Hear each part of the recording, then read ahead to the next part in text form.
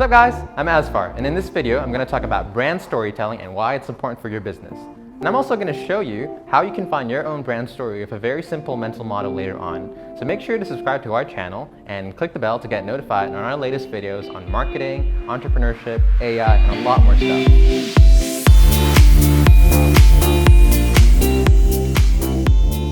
This video is going to be very useful for you if you already have a business running and you want to think about how to get the word out. But if you don't and you want to start a business in the future, great, because this video is going to be perfect for you. Why brand storytelling matters. Running a business is hard. We all know that. There's a lot that goes into building a great product, finding traction, optimizing for growth, and all of that stuff. But no matter how great you think your product is, it's not going to matter to the average person out there unless you have a compelling story about your brand. Most people just don't know enough or don't care enough about your product, your business, or your market the way you do. And it's not their fault. People just instinctively think about themselves first, and that's where you should start. Your brand should start with their problems and how your business can solve their problems. Features tell, but benefits sell. When you think about how to sell a product, there's two ways you can go about it. The first one is, here's what my product can do. The second one is, here's what you can do with my product. They both sound quite similar, but they're completely different approaches. One's about features and the other one's about benefits. Now, I'm not going to tell you to completely forget about the features of your product, but it's just not going to matter the way you think it does.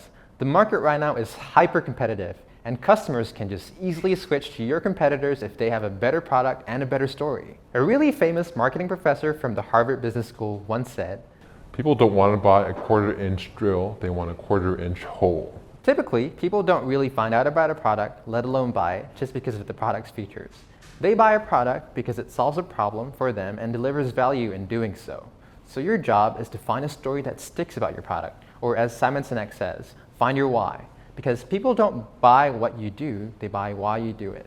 People don't buy your product, they buy what they can do with your product. Once you've figured out why your business exists and why you're building this product, other than to make money, then it's much easier for you to figure out the how. How to find a story with the 5W model. At our company, we always use this mental model with the clients that we work with because it helps us narrow down our focus. And it's just 5 questions. What's your product? Who's going to buy it? Why are they going to buy it emotionally? Why are they going to buy it rationally? And why won't they buy it? The first 2 questions are pretty straightforward and you should be able to answer that very easily.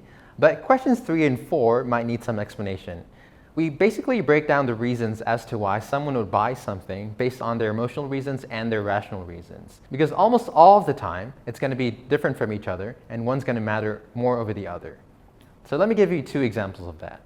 2 storytelling examples. Take for example, something as simple as dog food. It's a very simple product, but it's a $24 billion industry in the US alone. And that's because the price of dog food has gone up over these years. Dog food companies are going to say that it's because of the better and healthier and more nutritious ingredients that they're using. But do you really know if dog food is getting any healthier or more nutritious? No. You can't be sure of that unless you're a dog. But what you can be sure of is that dog owners like it more, and that is your emotional why for the dog food. Dog owners who buy expensive dog food don't buy it because of some breakthrough innovation in the R&D department of a dog food company.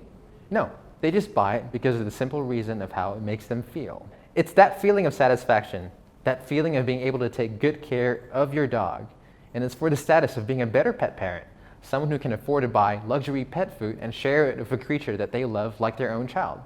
Let's consider the iPod as another example. Now, it's hard to remember this, but when Apple first launched the iPod, there were a lot of competitors out there who made MP3 players. Plus, Apple was competing with CD players. And all these companies were marketing their product in the same way. 1 gigabyte storage on your MP3 player. They were focusing on the features. Now we understand what 1 gigabyte means, but back then it was a completely new feature. And nobody was really telling people out there what 1 gigabyte meant and how it can make their lives better. And then Apple came along and just said, 1,000 songs in your pocket. It was a very simple but a very clear brand message. Let's remember that this was the era of the Walkman and cassette tapes. Everyone could understand what it meant to have 1,000 songs in your pocket. Instead of just focusing on the features of 1 gigabyte of storage, Apple went ahead and told people that this was a product that can make their lives better and give them more status, more bravado, and 1,000 songs in your pocket at a time when that was like a novelty. That's why brand storytelling is important, because it helps you win half the battle with your customers. Once you've sold on your customers your brand story and why your business and why your product's going to solve their problems, Now's the time to focus on the features and everything else you want to do, because the features are going to help your customers connect the dots, and it's going to help you position yourself as to why you're different from your competitors. But the brand story is what you need to earn the attention of your customers in the first place before you even motivate them to take action. Alright, that's all we have for this video. Hope you understand why brand storytelling is important. In case you've forgotten, here are the 5 questions that you need for the 5W mental model. What is your product? Who's going to buy it? Why are they going to buy it emotionally? Why are they going to buy it rationally? And why won't they buy it? These questions are going to help you get started on thinking about your brand story. So try it out and let us know what you came up with in the comments.